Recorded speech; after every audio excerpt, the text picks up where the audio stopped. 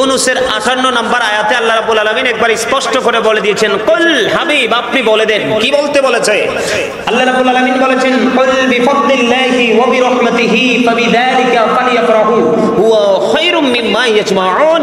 আল্লাহ রাব্বুল আলামিন বলে দিয়েছেন, হাবিব আপনি জানিয়ে দেন, বন্ধু আপনি জানিয়ে দেন গো, তারা যে রহমত পেয়েছে, নিয়ামত পেয়েছে, তার মানে তারা বলতে আমরা, তোমরা যে আল্লাহর নিয়ামত পেয়েছো, রহমত পেয়েছো, আল্লাহর ফজল পেয়েছো, এই রহমত পেয়ে তোমরা কি করো? ফালিয়াফরাহু, তোমরা আনন্দ উৎসব করো। সূরা ইউনূসের 58 নম্বর আয়াত বন্ধু ইনশিওর করে বলেছে, কোট করে নিয়ে যান। আল্লাহ রাব্বুল আলামিন, এবার আমি আপনাদেরকে বলি, আপনারা বলবেন যে হুজুর রহমত বলতে কি বুঝাইছে? সূরা আম্বিয়া খুলে দেখেন, আল্লাহ রাব্বুল আলামিন বলে দিয়েছেন, ওমা আরসালনাকা ইল্লা রাহমাতাল লিল আলামিন।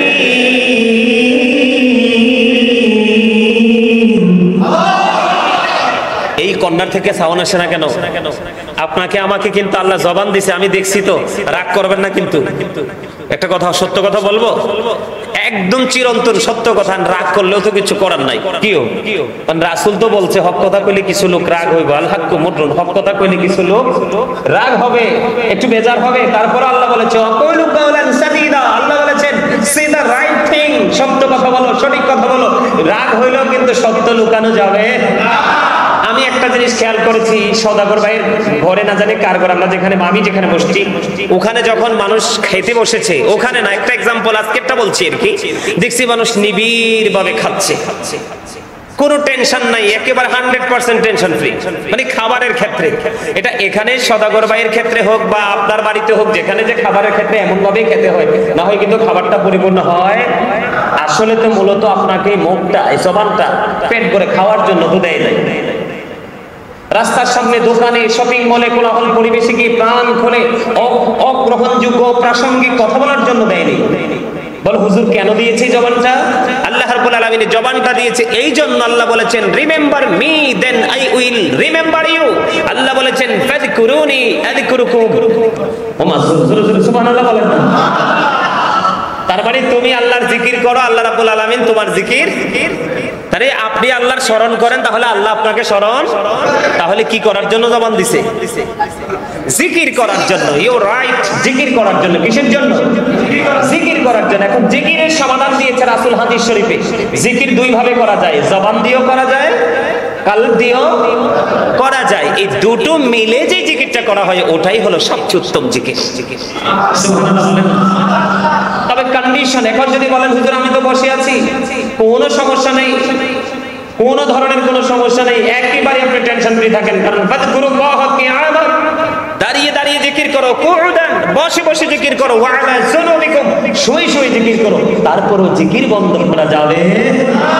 এই জন্য আমি যখন বলবো আপনার সুবহানাল্লাহ, আলহামদুলিল্লাহ, আল্লাহু আকবার, লা ইলাহা ইল্লাল্লাহ এগুলো বলবেন, কারণ সুবহানাল্লাহ আল্লাহর জিকির, আলহামদুলিল্লাহ জিকির, লা ইলাহা ইল্লাল্লাহ জিকির, সৎ কাজের আদেশ দেওয়া জিকির, অসৎ কাজ থেকে মানুষকে বারণ করা এটা জিকির, নামাজ পড়তে এসেছেন এটাও জিকির, হজ করতে গিয়েছেন সেটাও জিকির, হজ করতে যেটা গিয়েছেন এটা হলো জিকিরের জুলুস, কারণ বিভিন্ন জায়গা পরিদর্শন করে সম্পন্ন করতে হয়। আর এখানে এসেছেন এটা হলো জিকিরের জলসা, কারণ এটা একই জায়গায় দাঁড়িয়ে এবং বসে সম্পূর্ণ করা হয়। তো এই জন্য আমি আপনাদেরকে বলছি, আমি তো আর সারা রাতের জন্য আসিনি, অনেক দূর থেকে এসেছি, অন্তরে প্রেম ভালোবাসা নিয়ে আপনাদের কাছে সবগুলো বলবো, বলার জন্য এসেছি। আল্লাহ আমাদেরকে পাঠিয়েছে আপনাদেরকে শেখানোর জন্য। এখন আপনারা যদি শিখতে না পারেন, তাহলে তো এপারও যাবে ওপারও যাবে। শিখার কিন্তু কোনো বয়স, শিখার কোনো বয়স নেই। আপনি ধুলনা থেকে মৃত্যু পর্যন্ত শিখতে পারেন, কোনো সমস্যা নাই। কারণ যত বেশি শিখবেন, ততই আপনার কাছ থেকে আলো ছড়াবে। কি ছড়াবে? আলো ছড়াবে। এটা হলো সবচেয়ে বড় মজার কথা। আমার কথা বুঝতে পারেন? সম্মানিত উপস্থিতি, যেটা আমি বলতে চেয়েছিলাম আবার ঘুরে গেলাম। আল্লাহ রাব্বুল আলামিন বলেছে তোমরা কি করো? আল্লাহ যে রহমত পাঠিয়েছে সেই রহমত পেয়ে তোমরা কি করো? আনন্দ করো। ফালিয়াফরাহু, তোমরা আনন্দ উৎসব করো। আল্লাহ গোলাপ হবে কি? আল্লাহ রাব্বুল আলামিন জানিয়ে দিয়েছেন হুয়া খায়রুম মিম্মা ইয়াজমাউন। এটা তোমাদের পুঁজি করা সম্পদ চাইতে দামি। একটা মানুষের পুঁজি থাকে অনেক অনেক বেশি। বেশি পুঁজি থাকে, ওই পুঁজি করা সম্পদ চাইতেও বন্ধু দামি আমার নবীর আগমনে খুশি হওয়া। আমি আপনাদেরকে বন্ধু একটা দলিল দেই। দলিলটা হলো আব্দুল্লাহ ইবনে আব্বাস রাদিয়াল্লাহু তাআলা আনহু আমার আপনার প্রাণের নবী যখন পৃথিবীর বুকে কদম মোবারক দিল, বিলাদত মোবারক যখন হলো, উনি উপস্থিত সবাইকে নিয়ে নবীর আগমনের মুজিজা নিয়ে কথা বলছে, নবীজির মিলাদ নিয়ে বন্ধু কথা বলছে। তৎকালীন সময়ে আপনার আমার প্রাণের নবী ওই কদম মোবারক দিয়ে আস্তে আস্তে করে হেঁটে হেঁটে যাচ্ছেন। আসার পরে দেখতেন আব্দুল্লাহ ইবনে আব্বাস রাদিয়াল্লাহু তাআলা আনহু উপস্থিত সবাইকে নিয়ে নবীর মিলাদের আলোচনা করছে। এই আলোচনার দৃশ্য দেখি আমার নবী সঙ্গে সঙ্গে বলে দিলেন, কাল্লাতু লাকুম শাফাআতি, আব্দুল্লাহ ইবনে আব্বাস গো, তোমাদের জন্য আমি নবীর শাফায়াত ওয়াজিব হয়ে গেল। তাহলে এই নবীর আগমনে আমরা খুশি হব না বেজার হব? আরো জোরে বলেন, খুশি হওয়ার দরকার না বেজার হওয়া দরকার? বেশি বেশি করে খুশি হওয়া দরকার। বন্ধুরে আমার দিকে তাকান, আপনারা সবার এই ওয়াজ মুখস্থ আছে। আমার নবী যখন পৃথিবীর বুকে কদম মোবারক বাড়িয়ে দিবেন, আমার নবীজি পৃথিবীতে কদম মোবারক বাড়িয়ে দিবে, মা আমিনা বন্ধু কিছুক্ষণ পরে মা আমিনা আপনার আমার প্রাণের নবীজিকে প্রসব করবে। আল্লাহর হাবিব আসার আগে আগে জান্নাত থেকে আদম আলাইহিস সালামের স্ত্রী বন্ধু শীষ নবীর মা হাওয়া জান্নাত ছেড়ে আমিনার ঘরে চলে এসেছে। আপনারা ওদিকে কোথায় তাকান? ওয়াজ তো করতেছে আমি, উনি গেছে একটা কথা বলার জন্য, ওনারটা উনি করো। আপনারা এদিকে তাকান। আমাদের দেশে অনেক মানুষ মিলাদুন নবীর দিন সিরাতুন নবী করে কি করে না? আমি আপনাদেরকে মিলাদ এবং সিরাতের বিস্তারিত আজকে ব্যাখ্যা করে যাব। আপনাদের কাছে থাকবেন তো? আরো জোরে বলেন, থাকবেন তো? আমি আপনাদেরকে বলি, পৃথিবীর ইতিহাসে আপনারা কোনোদিন শুনেছেন যে মানুষ মারা গেলে আবার ফিরে আসে? দেখছেন নি? এই খবর আমরা কেউ শুনিনি। মানুষ মারা গেলে আর বন্ধু ফিরে আসে না। আমি আপনাদেরকে বলে দেই, আপনার আমার প্রাণের নবী যখন আগমন করবে, ওই আগমনের খুশিতে মা আমিনার নিবৃত জীর্ণ কুটিরে ওই শীষ নবীর মাতা মা হাওয়া জান্নাত ছেড়ে মা আমিনার ঘরে চলে এসেছে। আর আমরা নবীজির আগমনে সবাই খুশি হয়ে যদি জুলুস করার জন্য রাস্তায় বের হয়, তখন আমাদেরকে এক শ্রেণীর মানুষ বলে বেদাত করছে। প্রেম চিনে না, বেদাত বুঝে না, ঠিক কিনা বলেন? আমি যখন আপনার প্রেমে পড়বো, আপনার জন্য আমি যা কিছু করব সব আমি প্রেমে করে পড়বো। যদি শরীয়তের সীমা লঙ্ঘন হয়, তখন আপনি আমাকে আঙ্গুল তুলবেন, এর আগে আঙ্গুল তোলার কোনো অধিকার আপনার নাই।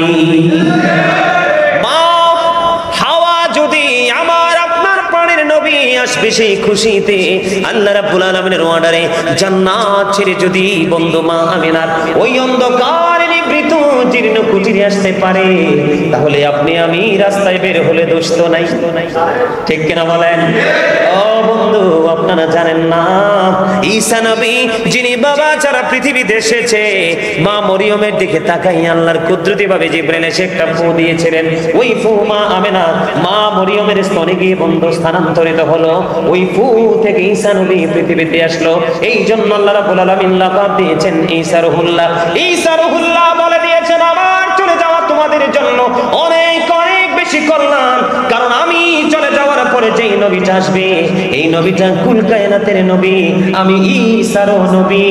ওই নবী না আসলে কোনো কিছুই আসলো না।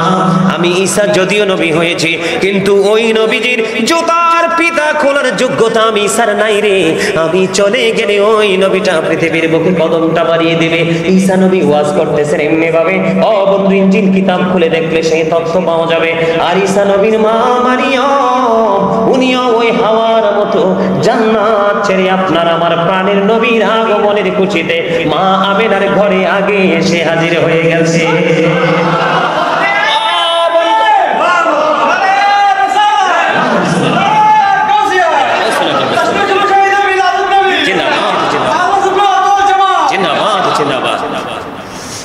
এবার বন্ধু হযরত ইসমাঈল আলাইহিস সালামের নাম আপনারা শুনেছেন, ঠিক কিনা বলেন? যে ইসমাঈল আলাইহিস সালামের পায়ের আঘাতে পায়ের গোনা পানি লাগাতে জমজম সৃষ্টি হয়েছে।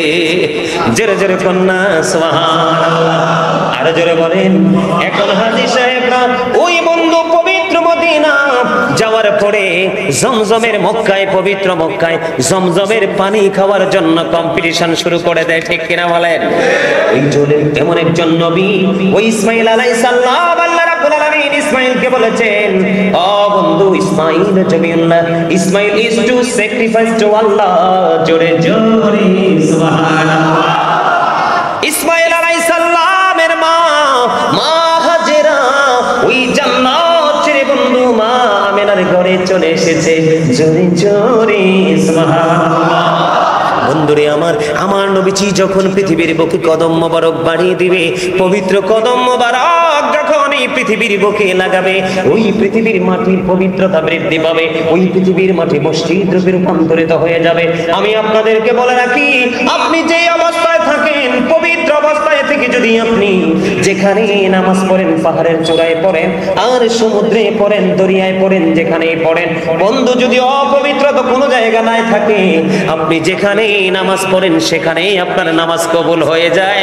এটা বন্ধু অন্য কোন নবীর জামানায় ছিল না রে বন্ধু, একমাত্র আপনার আমার নবী সরকারে মদিনা, ওই নবীজির পবিত্র কদম মোবারক এই পৃথিবীর জমিনে লাগতে দেরি ওই পৃথিবীর মাটিটা বন্ধু মসজিদ হয়ে গেছে। আর জোরে বলেন না সুবহানাল্লাহ। ওই মসজিদে রূপান্তরিত হয়ে গেছে। নবীজি যেদিন পৃথিবীর বুকে কদম মোবারক বাড়িয়ে দিবেন, আকাশের তারাগুলো জমিনের এত বেশি নিকটবর্তী হয়েছিল। ও বন্ধু হাদিসের রাবী তিনি বলেছেন, আমি স্পষ্ট করে দেখতে পেয়েছি সেদিন আকাশের তারাগুলো জমিনের এত বেশি নিকটবর্তী হয়েছিল, আমার কাছে মনে হয়েছিল আকাশের সবগুলো তারা যেন আমার উপর এসে পড়বে, এত কাছাকাছি এসেছিল জমিনে। জোরে জোরে বলুন না সুবহানাল্লাহ।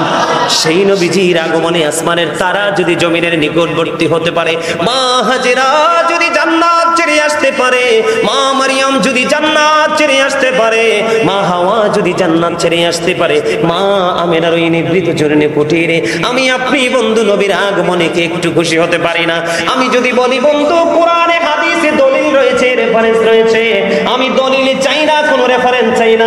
আমি একজন মুমিন, আমি একজন মুসলমান, আমার গুরু, আমার উস্তাদ, আমার শিক্ষক, আমার আকা, আমার মদিনার কামলে ওয়ালা, আমি তো তার আগমনে একটু আনন্দ তো হতেই পারি। কথা বলেন না কেন? বন্ধুরে আমার, এই পৃথিবীর বুকে মানুষ কত রকমের কাজ করে যেটা শরীয়ত সম্মত নয়। যারা নবীজির মিলাদুন নবী পালন করলে বেদাত বলে ফতোয়া দেয়, আমি বন্ধু তাদের উদ্দেশ্যে বলতে চাই, বন্ধু পৃথিবীর বুকে কত নোংরামি হয়, কত উৎসব করা হয়, এটার মধ্যে কত হারাম জিনিস যুক্ত হয়, তোমরা কোনোদিন দুঃসাহসী ভূমিকা নিয়ে সেটাকে প্রতিহত করার চেষ্টা করো না। নবীজির ক্ষেত্রে শুধু তোমরা ফতোয়া খোঁজো, এতে বোঝা যায় নবীর প্রেমিক হতে পারোনি, তবে নবীর 100% দুশমন হতে পেরেছো। কথা বলেন না কেন? নবীর দুশমন হলে লাভ হবে? এই পৃথিবীর বুকে সন্তানের আগে আসে মাথা, সন্তান এসে বন্ধু মা মা বলে কান্দে, সন্তান আসার পরে ওই দাই মা অথবা ডক্টর বন্ধু নাভিটা কাটে, অনেকদিন পরে সন্তানের শরীরে কত, এই বাচ্চাটাকে ধরার পরে গোসল ছাড়া তার নিজের ঘরে যায় না। কিন্তু আমার নবী, আপনার নবী অন্য শিশুদের মতো ছোট্ট হয়ে পৃথিবীর বুকে আগমন করেছে। এখানে আমি একটা কথা আপনাদেরকে বলে রাখি, যেই দিন নবীজি 570 খ্রিস্টাব্দে রবিউল আউয়াল চন্দ্র মাসে 12 তারিখ সোমবারেতে নবীজির নূরানি আগমন মোবারক হয়েছে, ওইটা ছিল নবীজির পৃথিবীতে আসা। সেই দিনে নবীজির জন্ম হয়নি, নবীজির জন্মের খবর একমাত্র আল্লাহ ছাড়া সৃষ্টির কেউ জানে না। আমার কথা আপনারা একটু বোঝার চেষ্টা করবেন। বলে হুজুর আপনি এটা ইনশিওর করলেন কিভাবে? আমি আপনাদেরকে বলে দেই, আল্লাহ রাব্বুল আলামিন সূরা আম্বিয়ার মধ্যে বলেছেন, ওমা আরসালনাকা, কি বলেছেন? আল্লাহ বলেছেন আরসালনাকা মানে পাঠিয়েছি, সেন্ড করেছি। আল্লাহ রাব্বুল আলামিন আয়াতের মধ্যে বলেছেন, ওমা আরসালনাকা ইল্লা রাহমাতান লিল আলামিন।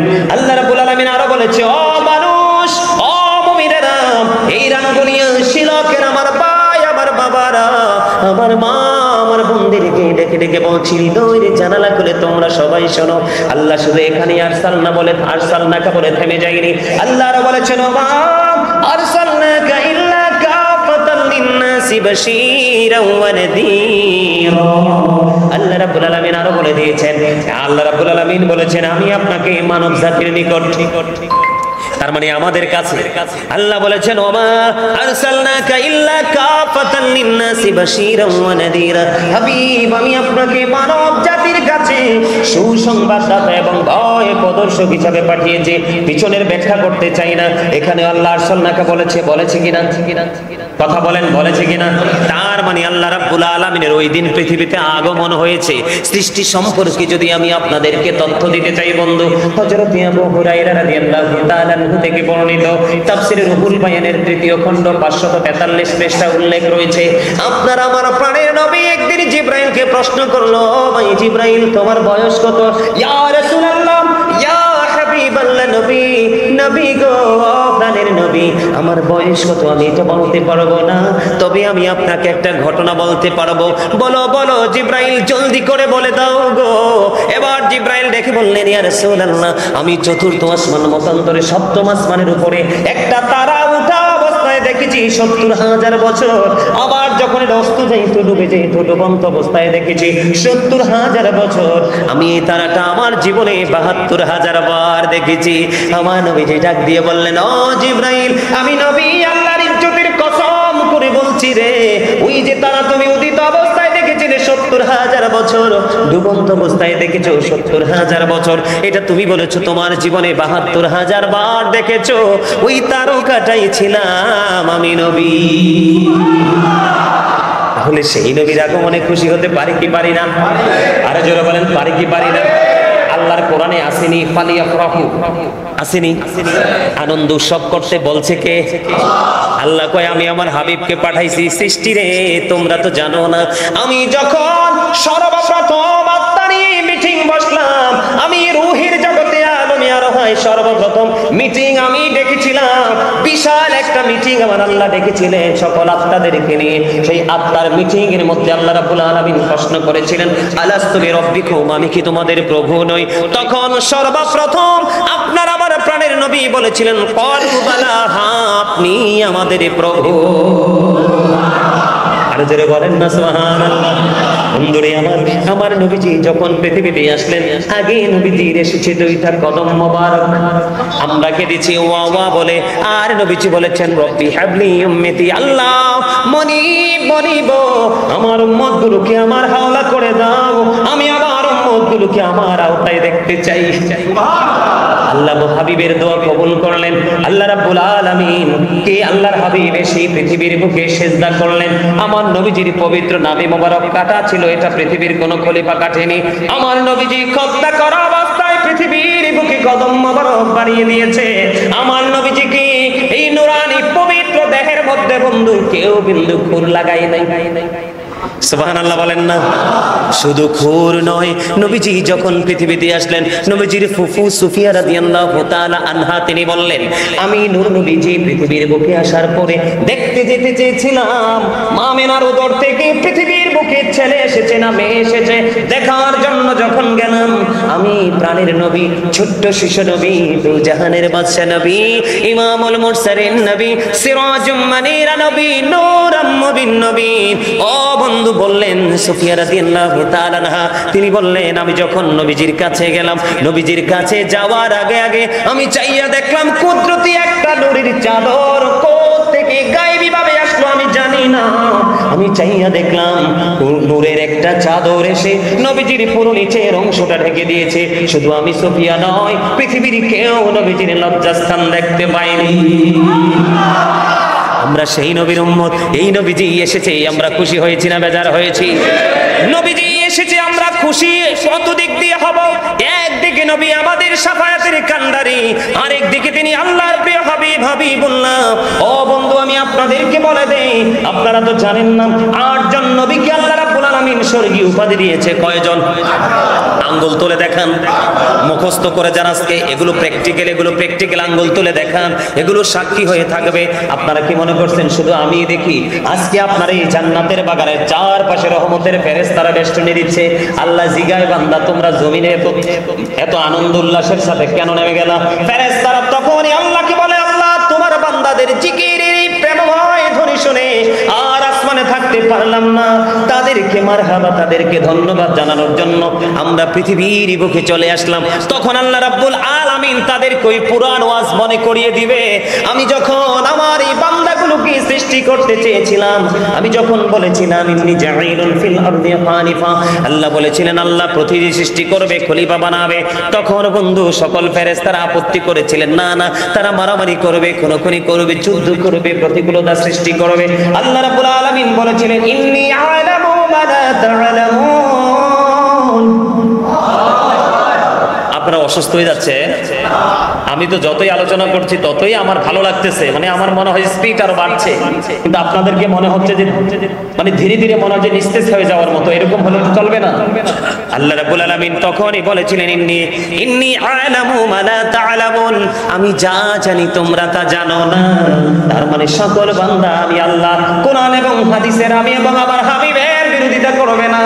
এই বিরোধীদের মধ্যে আমি এবং আমার হাবিবের প্রেমিক থাকবে। আজকে আপনাদের উপস্থিতি এটাই বুঝায় আপনারা আল্লাহ রাসূলের প্রেমিক, কারণ আল্লাহ বলেছে আমি আমার হাবিবকে পাঠিয়েছি, আর হাবিব এসেছে বিদায় বন্ধু কোরআন এসেছে, কোরআন এসেছে বিদায় আজকে বিজ্ঞান আবিষ্কার হয়েছে, বিজ্ঞান এসেছে বলে আজকে এই রাঙ্গুনিয়ার মতো জায়গা থেকে কুমিল্লার শেষ বর্ডার থেকে আমাকে পেয়েছেন। নয়তো খোঁজ মিলতো, কোনোভাবেই মিলতো, প্রযুক্তির মাধ্যমে খুঁজে পেয়ে গেছেন, পৃথিবী হাতের মুঠোয় এসে গেছে। এটা মাত্র একমাত্র নবীর কারণে। আমি আপনাদেরকে বলে দেই, আল্লাহ 8 জন নবীকে স্বর্গীয় উপাধি দিয়েছেন। একজন হলো আদম সফিউল্লাহ, আদম হ্যাজ বিন ফরগিভেন বাই আল্লাহ। আরেকজন হলো নূহ নাজিউল্লাহ, নূহ ওয়াজ সেভড বাই আল্লাহ, নূহ নাজিউল্লাহ। আরেকজন হলো বন্ধু ইব্রাহিম খলিলুল্লাহ, Ibrahim is the friend of Allah. Ismail জবিউল্লাহ, Ismail is to sacrifice to Allah. আরেকজন হলো বন্ধু দাউদ খলিফাতুল্লাহ। আরেকজন হলো মূসা কালিমুল্লাহ, মূসা স্পোক টু আল্লাহ। আরেকজন হলো ঈসা রুহুল্লাহ, Jishu is the spirit of Allah. আরেকজন হলো বন্ধু হাবিবুল্লাহ, যাকে বলা হয় লা ইলাহা ইল্লাল্লাহ মুহাম্মাদুর রাসূলুল্লাহ সাল্লাল্লাহু আলাইহি ওয়াসাল্লাম। There is no god but Allah, there is no god but Allah. মুহাম্মাদুর রাসূলুল্লাহ সাল্লাল্লাহু আলাইহি ওয়াসাল্লাম is the messenger of Allah. আমি আপনাদেরকে আস্তে আস্তে করে গভীর মজা সমুদ্রের দিকে নিয়ে যাব। এখানে যতই যাবেন মুক্তা আপনার কত কাছে আসবে। আরে জোরে কন্যা, আর জোরে বন্ধুরে আমার, আপনারা আমার দিকে তাকান। এই যে কালিমা একটা সেন্টেন্স, এটা একটা বাক্য, ঠিক কিনা বলেন? আমার দিকে তাকান একটু বন্ধুরে। আমার কালিমার মধ্যে দুইটা অংশ, লা ইলাহা ইল্লাল্লাহ, আরেকটা হলো মুহাম্মাদুর রাসূলুল্লাহ। লা ইলাহা ইল্লাল্লাহ এই জায়গাটার মধ্যে, অংশটার মধ্যে আছে 12টা হরফ। মুহাম্মাদুর রাসূলুল্লাহ এই জায়গাটার মধ্যে আছে 12টা হরফ। লা ইলাহা এবং মুহাম্মাদুর রাসূলুল্লাহ এই দুটো মিলে 12 কত হলো? আল্লাহ রাব্বুল আলামিন ডেকে ডেকে বলে, বন্ধু ও আমার বান্দারা, তোমরা তো বক্ষণ করছো, তোমরা ভোগ করছো, কিন্তু খবর রাখছো না উৎপত্তি স্থল কোথায়। তোমার জন্য দিনে 24টা ঘন্টা আমি কেন দিলাম? 25টাও না, 23টাও না, 24 কেন দিলাম? লা ইলাহার মধ্যে 12টা, আমি আল্লাহর দিকে 12টা, আমার হাবিবের দিকে 12টা, মিলে হলো 24টা। এই জন্য আমি তোমাদের দিন 24 ঘন্টা দিয়ে বেঁধে দিয়েছি। সেই নবী আসছে, খুশি হব না বেজার হব? সিম্পল বিষয় বন্ধু, কালেমার মধ্যে দুইটা দিক, লা ইলাহা ইল্লাল্লাহ মুহাম্মাদুর রাসূলুল্লাহ। এক কথায় দুটো, একটা হলো তাওহীদ আর একটা হলো রিসালাত। আপনি একটু চোখ মেলে, হৃদয়ের চক্ষু খুলে আপনি একটু তাকিয়ে দেখেন, আপনার জীবনে দুনিয়া এবং আখিরাতে, ইহকালে পরকালে আপনি যেখানেই যাবেন, দুইটা দিক কয়টা? বন্ধু আগে আপনি আপনার বডির দিকে তাকান, দুটি হাত, দুটি পা, দুটি চোখ, দুটি কান, জিহ্বা কয়টা? একটা না মনু? এতক্ষণ ঘুম ভাঙছে, জিহ্বাও দুইটা, ডাবল সিঙ্গেল নয়। এই যে আমার দিকে তাকান, এটা হচ্ছে বাটপার, 1 নাম্বার টাউট। সুদের টাকা হোক, ঘুষের টাকা হোক, সিটারের টাকা হোক, বাটপারের টাকা হোক, বাবুর্চি যদি ভালো হয়, খচিত ফেরেশতাদের গলায় ঝুলানো সেই কালেমা, তওবা নামের কোটি কোটি গাছের পাতায় বন্ধু সেই কালেমা, জান্নাতের প্রত্যেকটা রোমে রোমে সেই কালেমা। ওই কালেমার জন্য ইমাম হুসাইন 61 হিজরিতে শাহাদাত বরণ করলো। এই কালেমার দিকে তাকিয়ে আল্লাহ রাব্বুল আলামিন সৃষ্টি জগতের প্রত্যেকটা জায়গায় দুইটা দিন তৈরি করেছে। আমি আপনাদের সামনে রহস্য উদ্ঘাটন করছি, প্রেমের রহস্য। ভালো লাগে আপনাদের কাছে? কার কার কার কাছে ভালো লাগে দুই হাত তুলে দেখান। সোজা করে, সোজা করে, বাঁকা করে না, একদম স্ট্রংলি সোজা করে হাত নামান। যদি ভালো লাগে আপনাদেরকে, ভালো লাগার প্রেমের আরেকটা গল্প আমি আপনাদেরকে শোনাই বন্ধু, এত বর্ণনীয় যেটা বর্ণনা করে শেষ করা যায় না। আপনি কোন দিক দিয়ে যোগ বিয়োগ করবেন, আপনি যোগ হবে শুধু বিয়োগ হবে না। বন্ধুরে আমার, আল্লাহ রাব্বুল আলামিনের নাম মোবারক লিখতে 4টা হরফ লাগে, আলিফ লাম লাম হা, একটার উপরে নিচেও কোনো নোক্তা নেই। আমার নবীজির নাম মোবারক লিখতে 4টা লাগে, মিম হা মিম দাল, এই 4টার উপরে নিচেও কোনো নোক্তা নেই, চারে চারে মিলে হলো 8। আল্লাহ রাব্বুল আলামিন বলে দিয়েছে, আমার বান্দা প্রেমের দৃষ্টি নিয়ে, প্রেম ভরা হৃদয় নিয়ে তুমি একটু গবেষণা করো, একটা অবজারভেশন করো, আর গবেষণা ইনস্টিটিউট তোমার এই হৃদয় রাজ্যটাকে তুমি বানাও, বানিয়ে দেখো আমি আল্লাহর নামের মধ্যে খুঁজে পাবে তুমি 4টা হরফ, আমার হাবিবের নামের মধ্যে আছে 4টা হরফ, আল্লাহ এবং মুহাম্মদ, এই চারে চারে মিলে হলো 8। আমি তোমাদের জন্য বানিয়ে দিলাম 8টা জান্নাত। জান্নাত কয়টা? আরো জোরে বলেন। 8টা জান্নাত বরাদ্দ করে দিলাম। তুমি এখান থেকে যেমনি মনে চায় তেমনি তুমি তোমার কর্ম দ্বারা, তুমি তোমার যোগ্যতা দ্বারা, তুমি তোমার অভিজ্ঞতা দ্বারা 8টা থেকে যেই কোনো একটা বেছে নাও, তুমি ধন্য হয়ে যাবে। আর 8টা থেকে যেই কোনো একটা যদি তুমি বেছে নিতে না পারো, তাহলে তোমার মতো নগণ্য আর কেউ হবে না। তাহলে এই নবীর আগমনে আপনি আমি খুশি হব না বেজার হব? জোরে বলেন। আজকে দেখলাম গরু জবাই হয়েছে, মহিষ জবাই হয়েছে, মনে হয় যেন আজকে শিলংবাসীর জন্য এক আনন্দ মেলা, প্রেমের বাগান, মনে হয় যেন এক ঈদ। আসলেই তো এটা শ্রেষ্ঠ ঈদ। কথা কয় না কেন? এখন ঈদ মিলাদুন নবী কইলে অনেকের মাথা হট হয়ে যায়। যারা ঈদ আসলো কোত্থেকে তোমরা বুঝো না। ঈদের মিনিং হলো বন্ধু, ঈদের মানি হলো, ঈদ মানি হলো খুশি, ঈদ মানি হলো আনন্দ, ঈদ মানি হলো ফিরে আসা, ঈদ মানি হলো প্রত্যাবর্তন করা, ঈদ মানি হলো একত্রিত হওয়া, ঈদ মানি হলো ভাগাভাগি করে নেওয়া। ঠিক কিনা বলেন? আপনারা কি আজকে একত্রিত হয়েছেন কিনা? আলোচকদের আলোচনা শুনবেন, এখান থেকে একজন থেকে প্রেম আপনারা নিয়ে যাবেন, সবাই হৃদয় করে ভাগাভাগি করে। বন্ধুরে আমার, আজকে আপনারা আলোকসজ্জা করেছেন, আজকে আপনারা তাবারুকের আয়োজন করেছেন, বিশাল বন্ধু গরু জবাই করেছেন, মহিষ জবাই করেছেন, একটাও বিফলে যাবে না। আল্লাহি এই জান্নাতের বাগানকে কসম করে বলে গেলাম, সাক্ষী রেখে বলে গেলাম, আল্লাহর কসম বন্ধু, এটা কখনোই বিফলে যাবে না। আমার দিকে তাকান। ও